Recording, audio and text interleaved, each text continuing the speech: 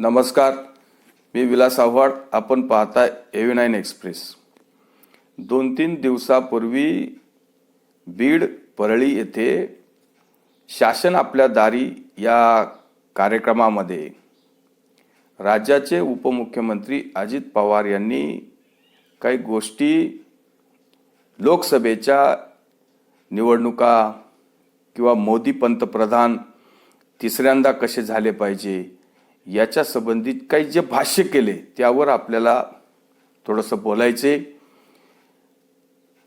अजितदादांनी असं सांगितलं की आपल्याला 48च्या 48 जागा ह्या 3 पक्ष मिळून लढायच्या आहे आणि पूर्ण ताकदीने लढायच्या आहे. या तिन्ही पक्षाने इथं आपली पूर्ण ताकद झोकून द्यायची आणि या 48 लोकसभा मतदारसंघामध्ये किमान 45 जागा या महायुतीच्या आल्या पाहिजे असा निर्धार सुद्धा त्यांनी करून टाकला.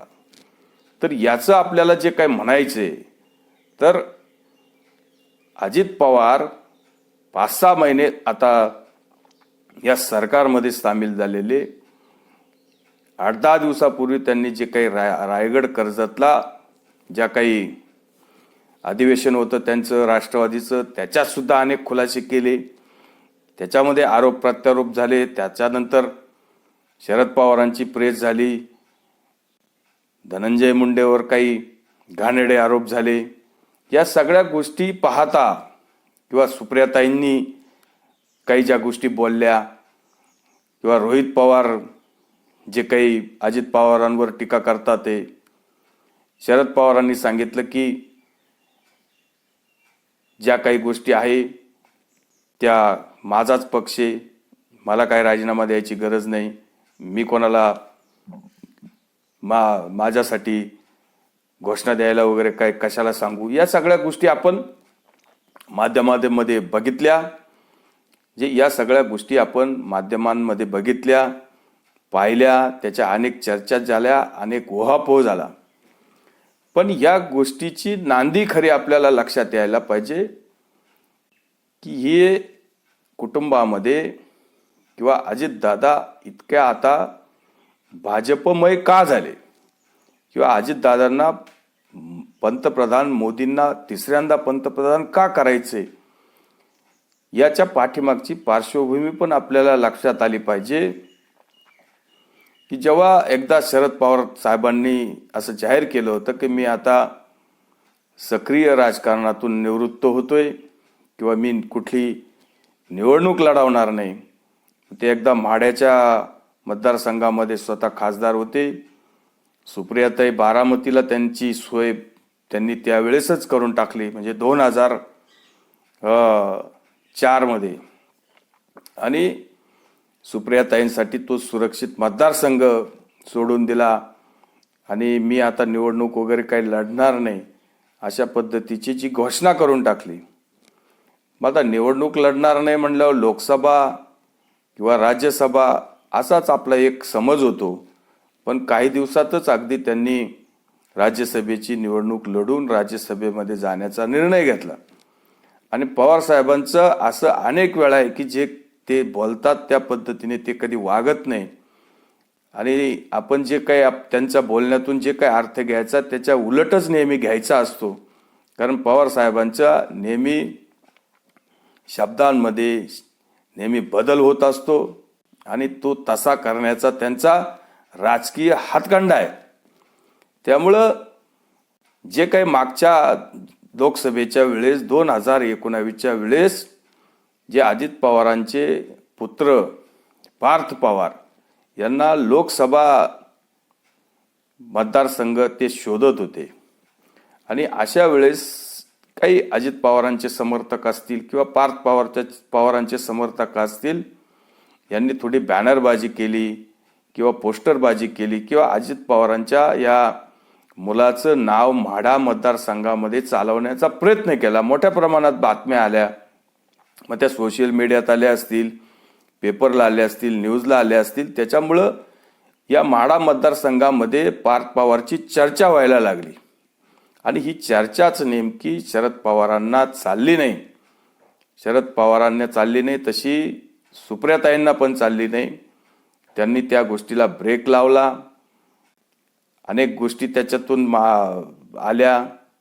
अर्थात शरद पवारांना तिथं लढायचं होतं की नाही लढायचं होतं हे काही समजलं नाही, कारण शरद पवारांनी यापूर्वीच मी आता लोकसभा वगैरे लढणार नाही, तरी पण कदाचित शरद पवार तिथे लढण्याच्या मूडमध्ये होते. आणि दुसरं पण काहीतरी त्या नगरच्या याच्यामध्ये सुजय विखे हे ते प्रकरण आपण बघितलेले. मग पवारांनी सांगितलं की मी माझ्याकडे कुठं नातू कमी आहे, मी दुसऱ्यांच्या नातवांचा कशाला रुसवे फुगवे किंवा त्यांना कशाला मी माझ्या अंगावर घेऊ. या सगळ्या गोष्टी आपण माध्यमांमध्ये ऐकलेल्या आहे, पाहिलेल्या आहे. पण पार्थ पवार जेव्हा एक 8-15 दिवस जेव्हा मिसिंग झाले किंवा ते आता काय करतील याचा भरोसा राहिला नाही, आणि पार्थ पवार कदाचित भाजपच्या संपर्कात आले होते असं सुद्धा म्हटलं जाते. त्याच्यामुळं अजितदादांची सुद्धा मोठी अडचण तयार झाली होती. काय करावं आणि कशा पद्धतीने जावं, किंवा म्हाडामध्ये इतका सुरक्षित मतदारसंघ पार्थ पवारला असताना मोठ्या साहेबांनी बाकी त्याला तो नाकारला आणि तिथं भलतंच कोणाला तरी उमेदवार करून टाकलं. त्यामुळं जी काही परिस्थिती पार्थ पवार किंवा अजित पवारांच्या वैयक्तिक कुटुंबावर येऊन पोहोचली, आणि पार्थ पवारला तर निवडणूक लढवायचीच आहे, आणि मग कुठला तरी मावळचा वगैरे मतदारसंघ अजित पवारांना किंवा पार्थ पवारांना तो देण्यात आला. तो सुरक्षित नव्हता, तिथं काही त्यांचा पाया नव्हता, आणि अगदी हरवण्याच्याच याच्यामध्ये शरद पवारांनी पार्थ पवार तिथं कसा पडेल याची व्यवस्था शरद पवारांनी केली, आणि त्यांच्या कन्या सुप्रियाताईंनी सुद्धा केली. पार्थ पवारांचा तिथं अतिशय दारुण पराभव झाला. खूप मोठा अजित पवारांचा तिथं अपमान झाला. ही गोष्ट जरी कोणाला इतकी काही महत्त्वाची वाटत नसेल, पण कुटुंबामध्ये आपल्या मुलाला आपण कुठंतरी उभं करतोय आणि तो बाकीच्या लोकांना आपण निवडून आणतोय आणि बाकी आपल्या मुलाला आपण निवडून आणत नाही, त्यावेळेस ती परिस्थिती अतिशय वाईट असते.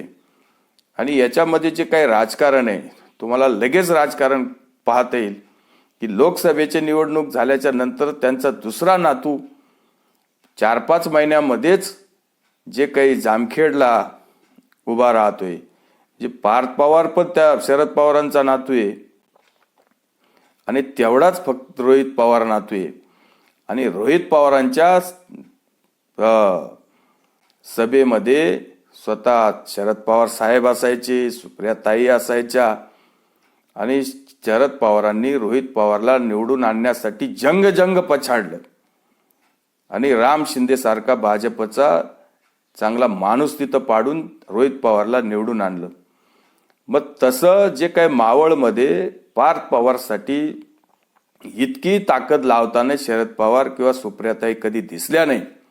उलट पार्थ पवार कसा पडला पाहिजे याची व्यवस्था सुद्धा या लोकांनी तिथं केली.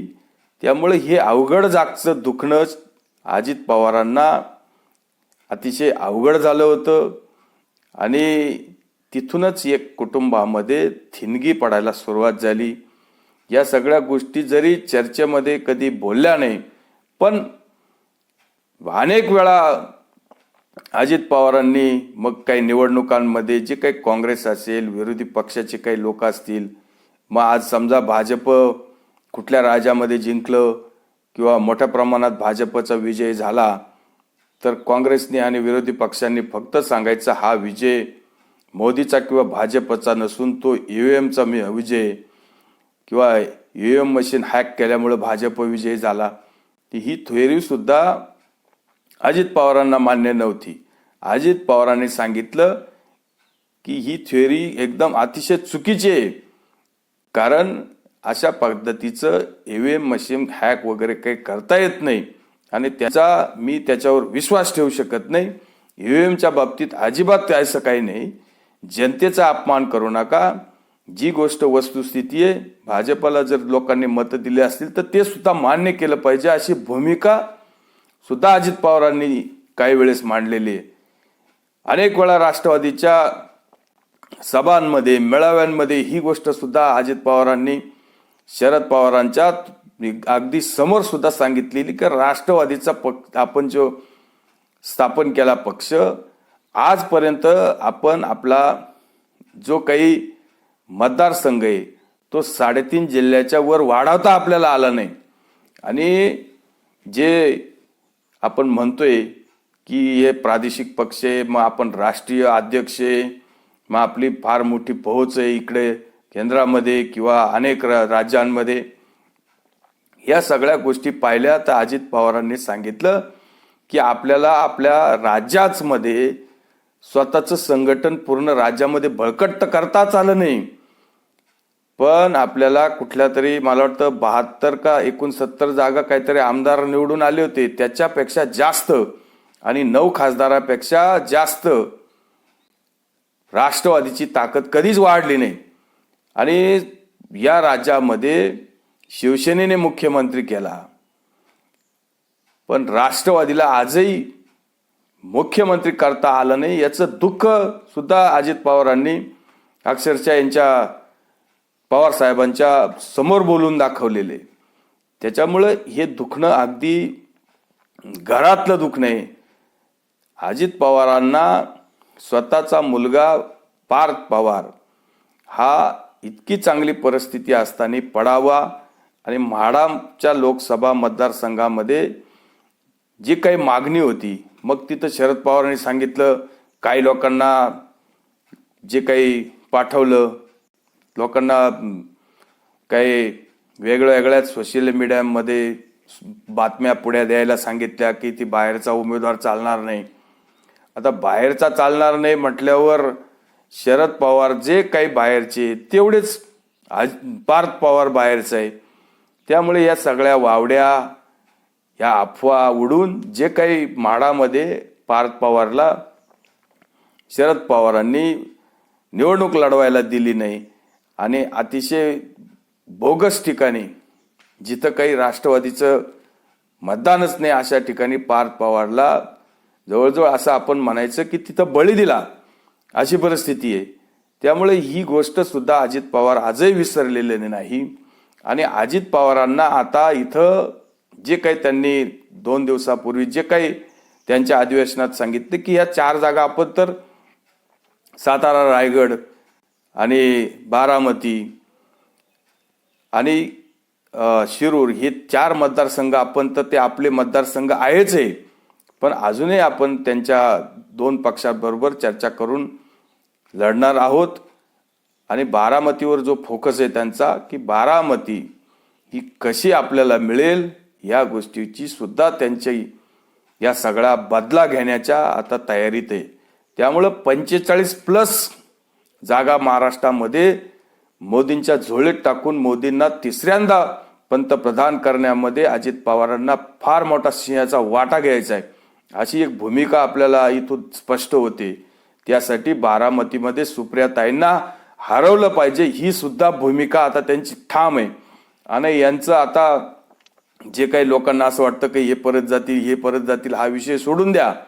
आता बारामती लोकसभा मतदारसंघामध्ये सुप्रियाताई लढतात की अजून कोणी लढतंय या गोष्टीचा सुद्धा विचार होईल. आणि ज्या वेळ एखादा टायमाला सांगता येत नाही, कदाचित अजित पवार जी काही भविष्यवाणी करतात आहे ती किती खरी होती आणि किती खोटी होती हे सुद्धा आपल्याला पाहावं लागेल. तुर्तच आपण थांबतोय. व्हिडिओ आवडला असेल तर लाईक करा, शेअर करा. धन्यवाद.